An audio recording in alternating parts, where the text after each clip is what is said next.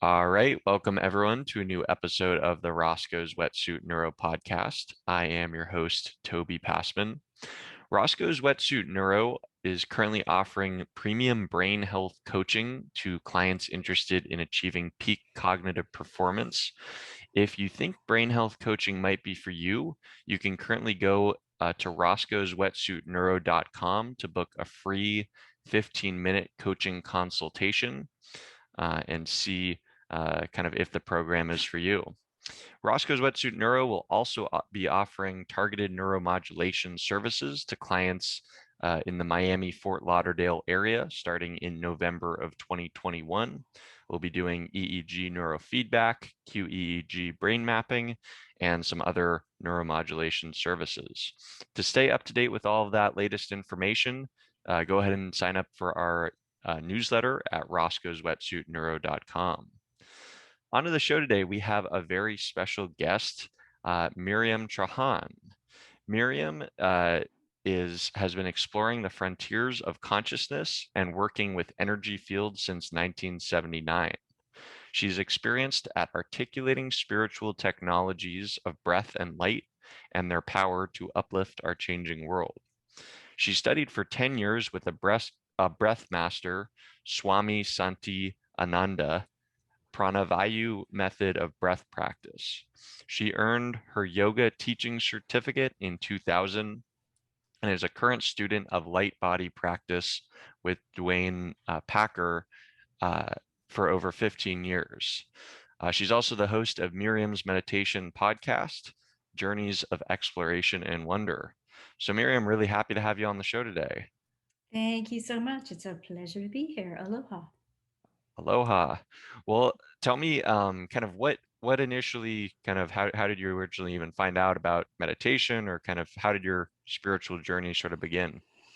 I guess I began with Jane Roberts and Seth in 1979. And I found this book in what used to be called the occult section of the bookstore.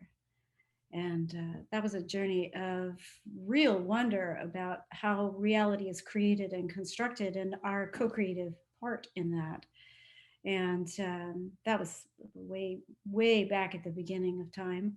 but um, I, at that time, was in college studying psychology, which I have a bachelor's degree in psychology. And the reason I chose psychology as a major was because it was the only thing that was broad enough to encompass everything I was interested in, which was everything. So, human consciousness and the ideas of how we interface with reality have always been really fascinating to me. So, even as early as then, in my 20s, I was interested in meditation and tried valiantly to meditate, but I was kind of a hyperactive person with a very busy brain. And I tried a lot of things over the years. Nothing really stuck with me that well until I discovered the Pranavayu breath practice with Swami Santianda.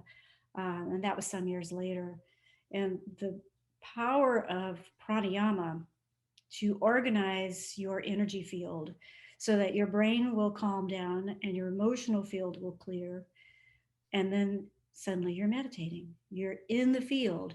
And that was when I really discovered what a meditative field was and how to arrive there fully. And then my practice really took off. And can you tell me a little more about kind of that meditative field? Like, what does that sort of mean to you? Well, there's a lot of information about meditation out there, and people wonder, what is it? What does it do? It sounds boring. It's just nothing. There's nothing happening. So, in the beginning, quieting the personality self and your mental body, the chatter, that's our ordinary consciousness, is an important aspect of it. But that's really just the beginning. And what Pranavayu does, what breath practice does, is it gives your brain something to do, something to focus on, because just not thinking is really very challenging, because that's what our brains are designed to do. So as I practiced my breath practice and cleared my ordinary consciousness out of the way, I found that I was in what I could think of as like an energy room, just like the rooms that you and I are in at the moment. There's a kind of energetic surround, and over time, it seems clear that that's a state of the brain, that the brain leaves its ordinary everyday level of consciousness and enters a different kind of frequency. When you reach that frequency, you feel it. Either your energy calms and becomes quiet and still. Sometimes it takes off and the energy just shoots up and expands really quickly, and you find yourself in a completely new mental realm, higher mind, different kind of consciousness. And so for me, it's a field of energy that sets up around me and allows my consciousness to explore the wonders of consciousness, the wonders of being aware and awake. And can you tell me a little about kind of what you noticed just, I guess, changing as far as like both, I guess, in your external life along with internal life, once you kind of got into the practice of meditation and breath work? Like what sort of changes did you notice arise? Oh, such a good question. Okay, so that very busy mindset that I mentioned earlier began to not only calm down, I became less anxious, less projecting what if this terrible thing happened or what if that terrible, that kind of hypervigilance against reality, that chatter began to recede. And I began to feel around in my consciousness for who I am, who is looking out through these eyes. As Eckhart Tolle says, who am I when I am not thinking? If you think you are your thoughts, well, that's just a very small part, really, of who your consciousness is.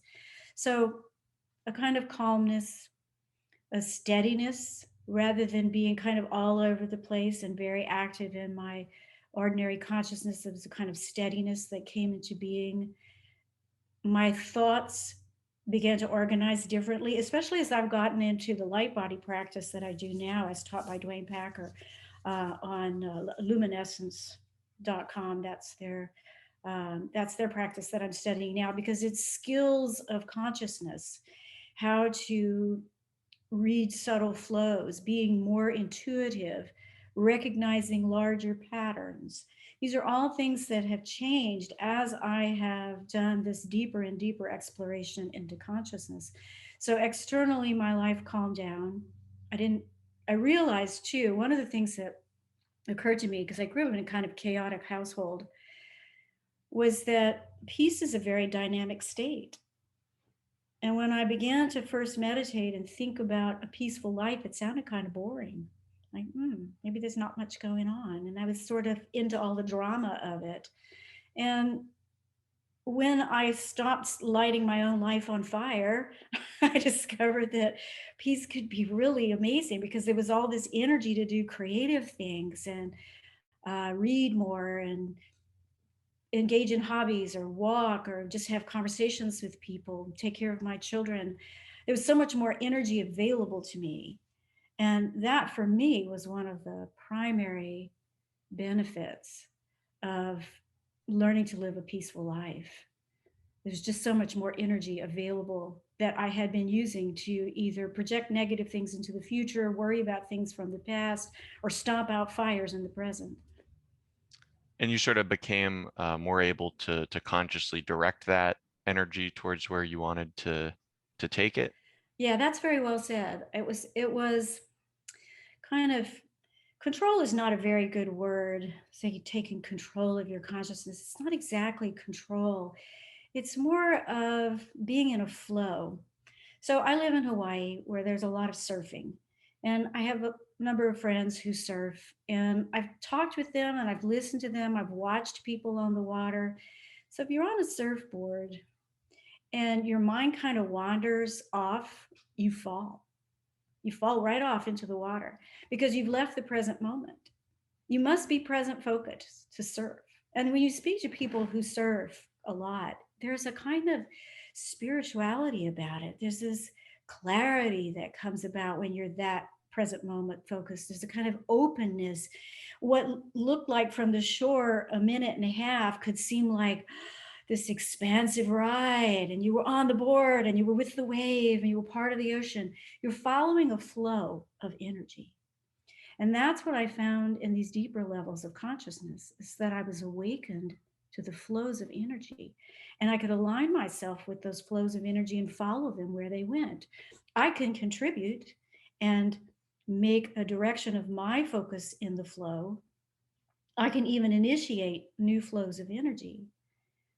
But I released the idea that I had to be in control of anything, that I could safely and with exuberance and fun ride these flows of energy in my consciousness. And then when I came back to my ordinary life, I found that that skill translated. I could identify flows that I wanted to follow in my regular life and make a contribution and let go of that idea that I had to be in control of anything, that I could just be part of something. And that's been pretty successful for me. I have found that to be a really advantageous way to be part of things in life. What you were describing about with surfers was written about really eloquently by Stephen Kotler. He wrote a book called Rise of Superman, kind of talking about the neuroscience of flow states, usually pertaining to like extreme sports athletes, and talking about that exact thing where basically if these people were out, surfing or on a mountain bike, if their attention, for a split second was, went somewhere else, they could literally die. So it kind of throws you into that state, but then that sort of state is still accessible even if you're not doing those sort of extreme sports, which it kind of sounds like what you're talking about here. Exactly. I'm kind of like an extreme sport of the inner realms. That's the consciousness. And that's the fun. That's the thing. That's why people do those extreme sports, is the powerful aliveness that you feel and the richness of the consciousness state that you can get to. You can do that in your own consciousness with your eyes closed, sitting on your couch. And it feels like to me, just sort of looking ahead, I was listening to your intro about all the services that you offer, becoming those superhumans, becoming the next level of human, that as we learn to navigate this inner realm and begin to understand the power and completeness that's available to us when we traverse these inner dimensions, that we begin to become different. I feel very different as a human being than I was so many years ago when I started on this path. Um, and my life is so much richer, and not just that good things happen, and they do, and challenging things still happen. That's definitely still part of it. But being able to, it's almost like the world's more saturated. There's more color. There's more depth of tone. I'm able to really be present in a way that I never was before. And with that additional presence is all these additional frequencies just of the reality around me. And I think that's what people in extreme sports, that mindset of being so present and so expanded and so alive, you can do that with your consciousness without endangering your life at all. How long do you feel like it took you to really be able to get and reach those states consistently, kind of in your meditation practice? Wow. Well, I don't want to discourage people, but it did take a while. But I'll say this, it does seem that something has shifted, because I've been teaching meditation and talking to people about meditation for a very long time. And it seems like people are learning to do this much more quickly than it took me. And my teacher, Duane Packer, who does the luminescence light body practice, said the same thing. When he first started doing the practice that he's developed, it took him months to learn certain aspects of it. And when he taught it to other people, it was almost instantaneous.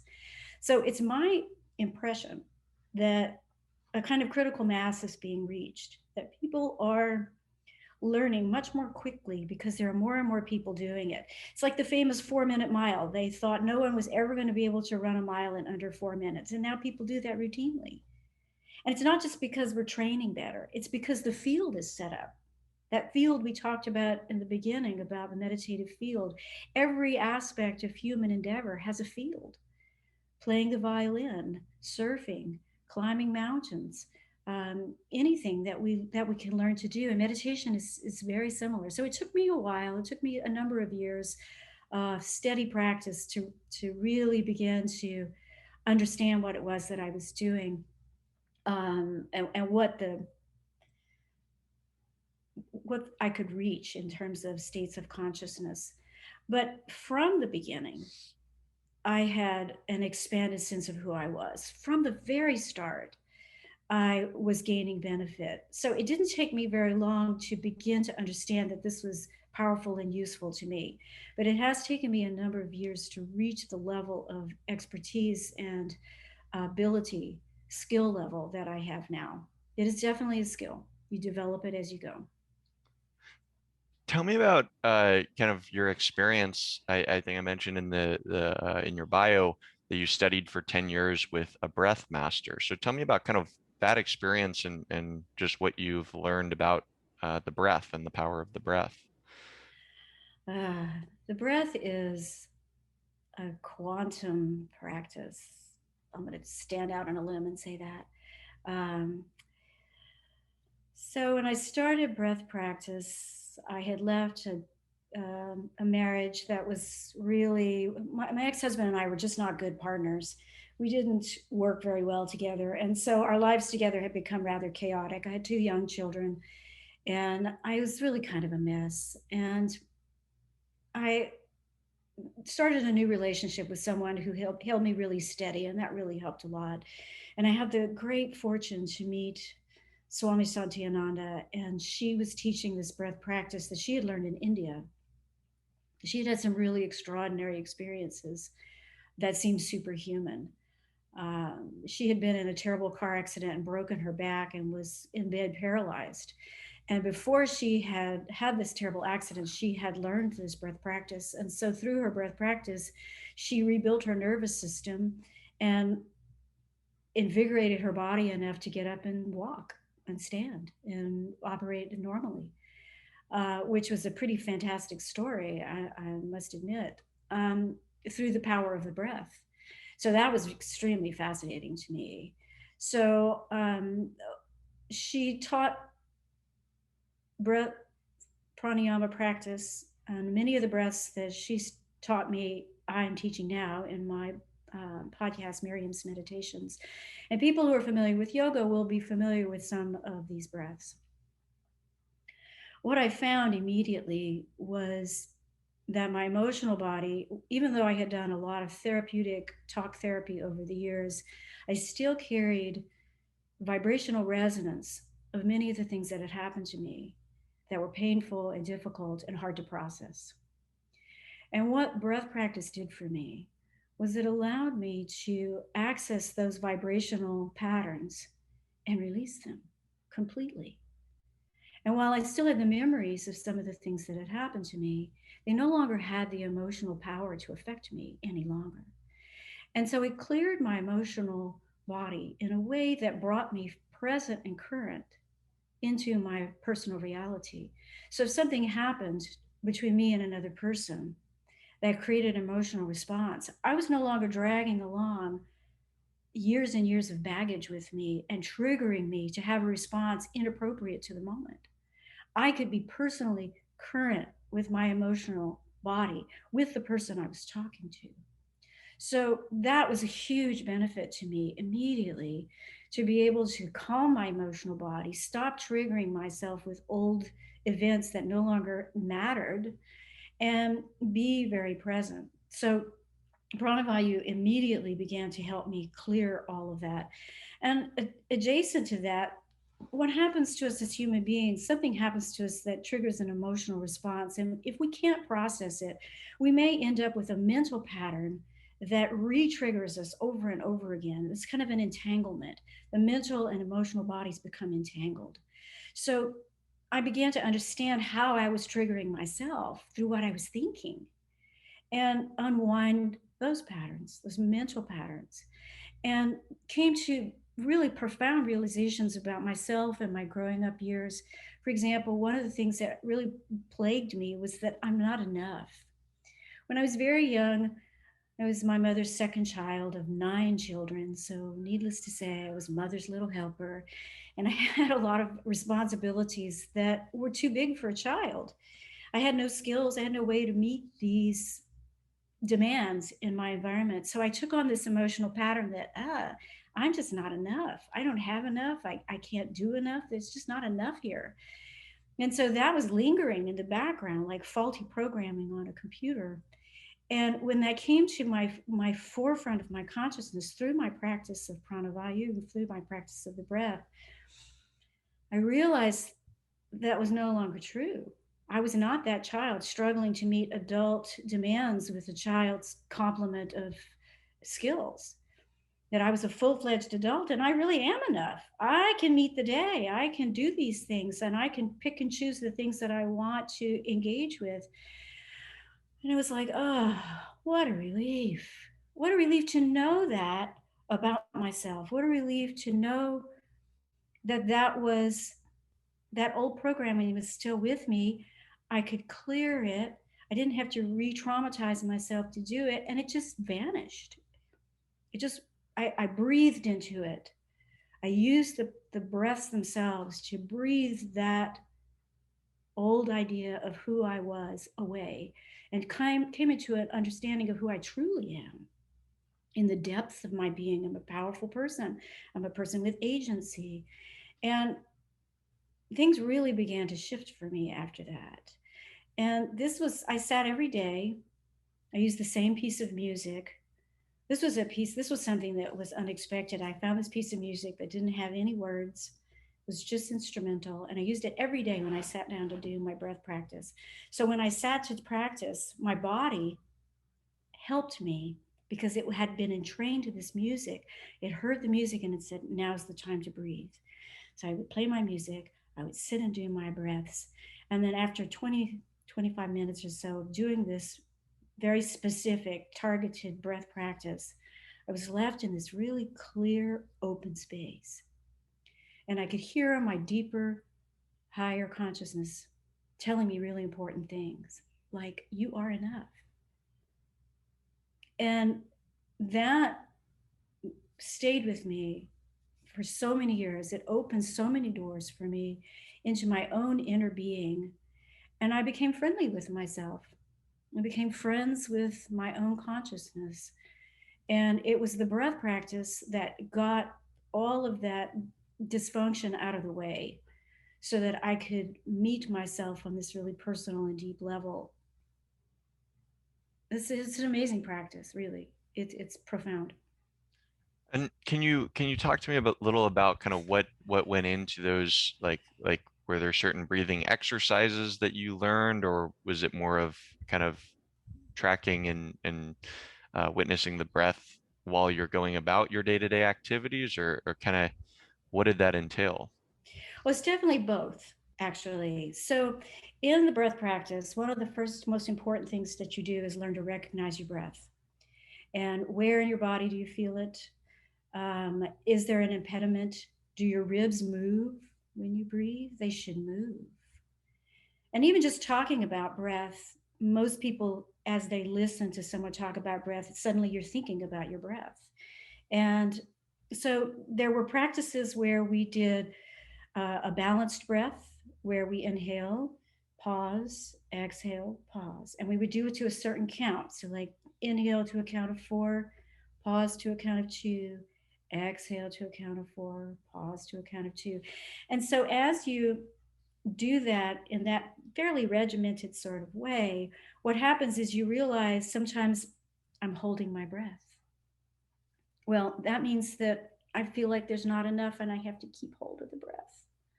Or I give it all away right away because I'm not holding anything for myself. And so there's a lot of emotional and consciousness information just by following your breath. So we did a lot of that.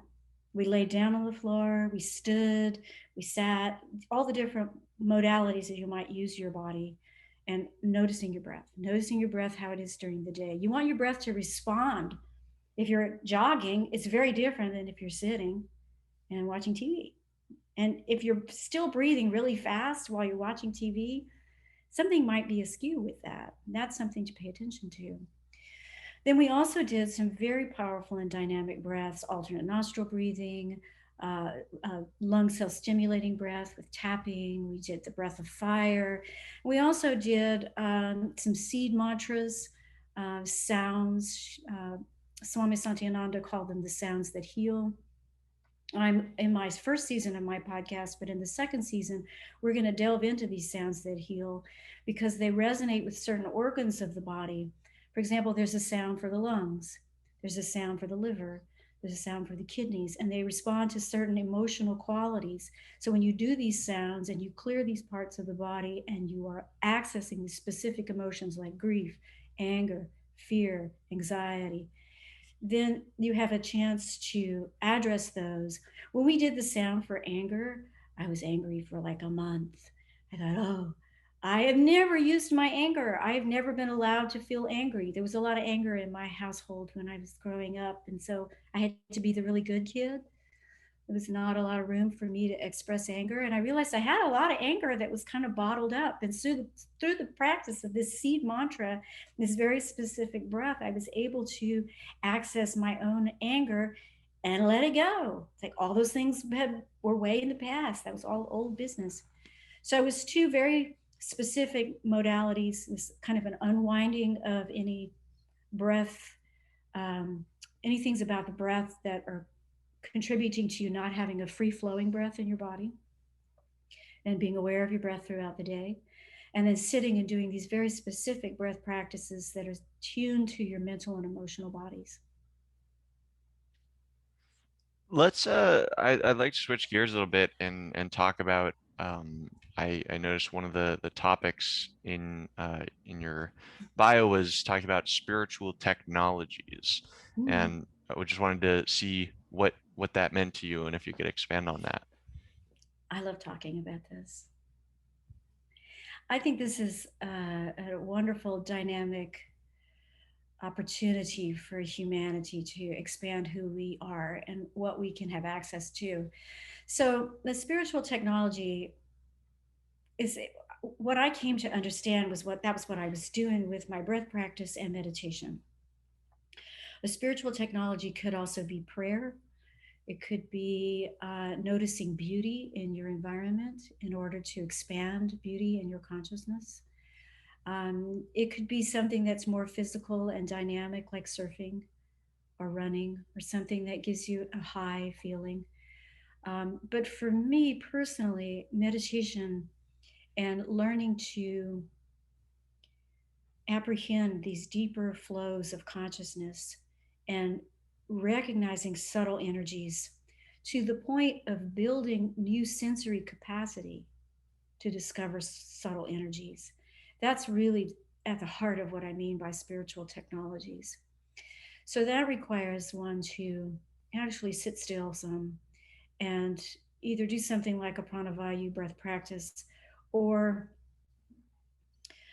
have a particular practice of some kind, a particular meditation practice that allows you access to these deeper realms of consciousness that are really the birthright of all human beings. All people can access this um, modality.